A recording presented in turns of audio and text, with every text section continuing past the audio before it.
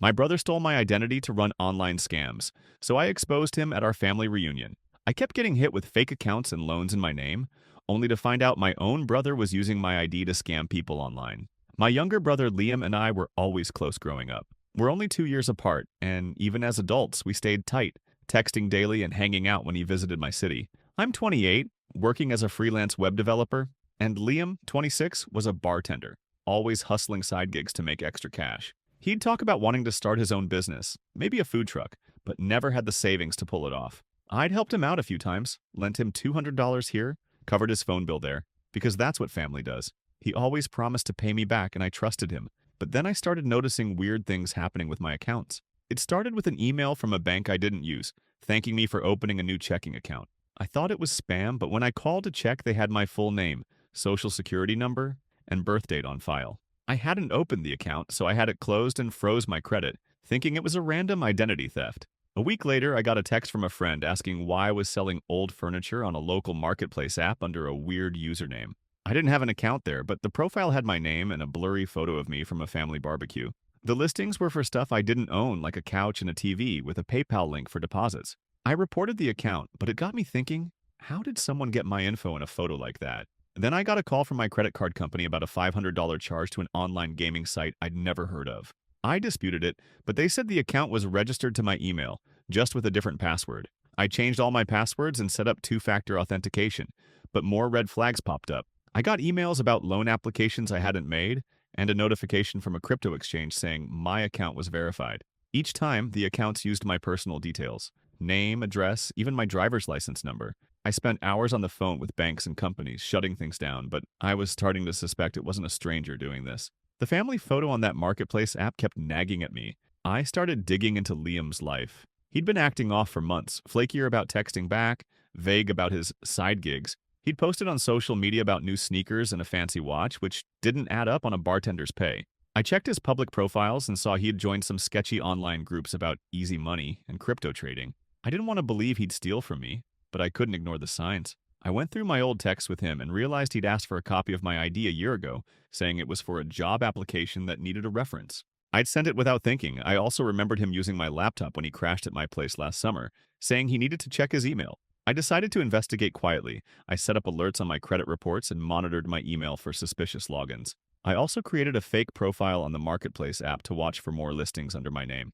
Sure enough, another ad popped up. A used car I didn't own, with a PayPal link tied to an email that looked like mine but had an extra digit. I saved screenshots of everything, including the ad and the email address. I also checked Liam's social media again and saw he'd posted a story from a bar, flashing cash and joking about big wins. I saved that too, noting the date. I wasn't ready to confront him yet. I needed hard proof it was him, not just a hunch. My plan was to keep gathering evidence, maybe even bait him with a fake transaction to see if he was really using my identity to scam people online.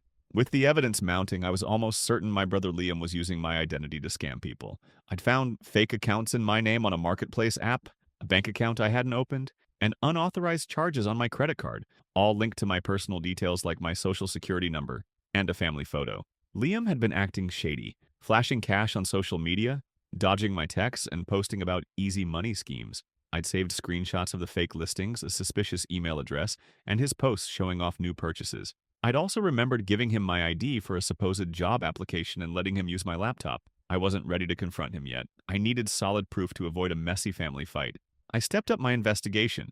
I set up more alerts on my credit reports and added monitoring to my email and bank accounts for any unusual activity. I also kept my fake marketplace profile active, watching for new listings under my name. Another ad appeared, a gaming console I didn't own, posted with the same blurry photo of me and a PayPal link to an email that mimicked mine.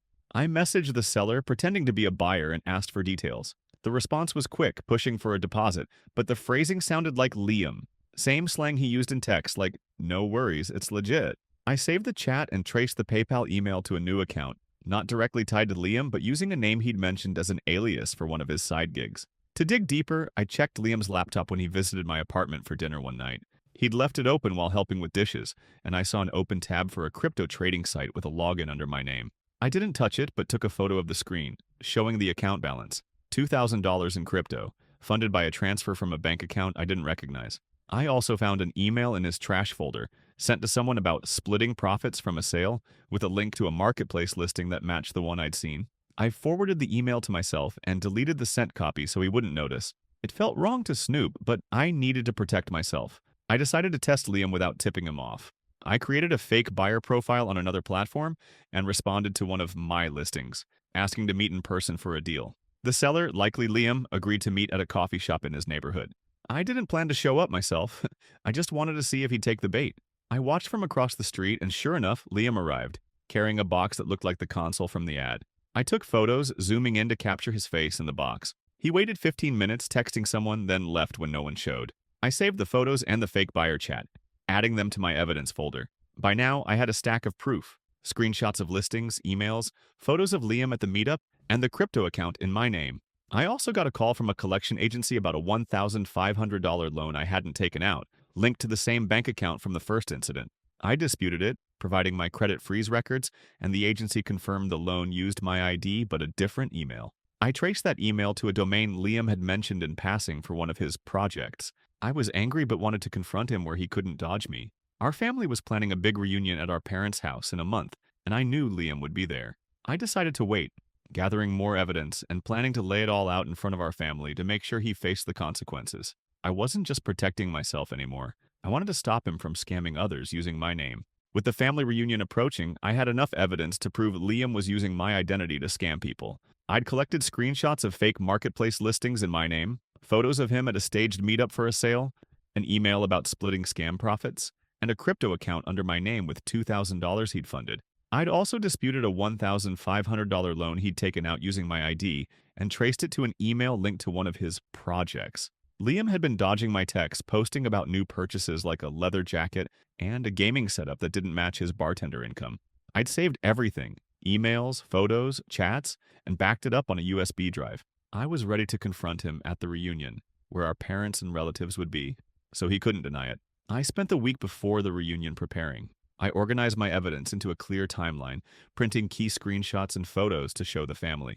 I also wrote a short explanation of what I'd found, keeping it factual. Liam had used my social security number, ID, and a family photo to open accounts, scam buyers, and take out loans. I contacted a lawyer friend for advice who said I could press charges for identity theft, but suggested trying to resolve it with family first to avoid legal mess. I saved her email too in case I needed it later. I also checked the Marketplace app one last time and saw another listing under my name, a laptop with a PayPal link. I screenshotted it and reported the account, which got taken down within hours. The reunion was at our parents' house, a big backyard barbecue with about 20 relatives. Liam showed up late, acting casual, joking with cousins, and showing off his new watch. I waited until after dinner when everyone was gathered in the living room to bring it up. I stood up, said I needed to address something serious, and started with how I'd been dealing with identity theft for months: fake bank accounts, loans, and scam listings using my name. I showed the printed screenshots of the marketplace ads, the photo of Liam at the meetup with the console box, and the email about splitting profits. I pointed out the crypto account and the $1,500 loan, explaining how they used my ID and an email tied to Liam's projects. I ended by saying I'd trusted him as my brother, but he'd betrayed me for quick cash. The room was tense. Liam tried to interrupt, saying it was a misunderstanding, but I showed the photo of him at the meetup, which shut him down. Our parents were shocked. Mom looked like she might cry, and Dad just stared at Liam. I said I hadn't gone to the police yet, but would if he didn't stop and pay back what he'd cost me, including the $1,500 loan dispute fees. Liam admitted to some of it, claiming he'd only borrowed my info for a few deals and planned to pay me back. He said he'd been desperate after losing a side gig, but I pointed out his new purchases, which didn't add up. Our parents stepped in, saying he'd move back home so they could keep an eye on him, and they'd cover the $1,500 to settle my costs. I didn't press charges. Liam sold his new stuff: watch, jacket, gaming setup, to contribute to the repayment, and our parents handled the rest. He stopped using my identity, and I kept my credit frozen to be safe. I cut contact with him, only talking through our parents when needed. The family was split. Some relatives thought I should have kept it private. Others backed me for calling him out. I moved on, focusing on my web development work and building a savings buffer. A year later, Liam tried reaching out, saying he'd joined a job training program and wanted to apologize, but I wasn't ready to trust him again. I learned to protect my info better: new passwords, regular credit checks, and to set boundaries, even with family. Exposing Liam at the reunion wasn't easy, but it stopped his scams and gave me back control. I'm stronger now, knowing I can stand up for myself, no matter who's involved.